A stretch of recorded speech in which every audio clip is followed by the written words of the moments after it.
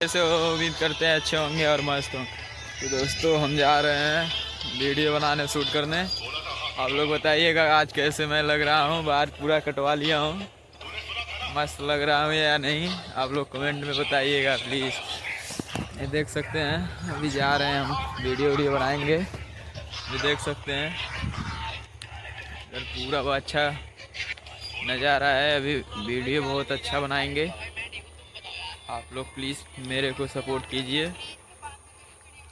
बहुत दिन के बाद लॉन्ग वीडियो बना रहे हैं, सोचे हैं थोड़ा एक वीडियो डाल दें। अब आप ही लोग का ऊपर है। दोस्तों आप लोग बताइएगा कैसे हैं आप लोग। हम तो बहुत बढ़िया है और मस्त हैं।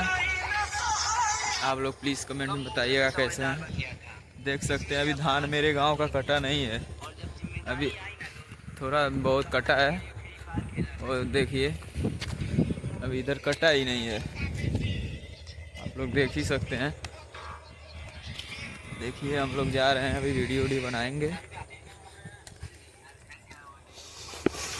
इधर देख सकते हैं, आप लोग ऐसे ही बने रहे। बहुत मस्त आ रहा है इधर।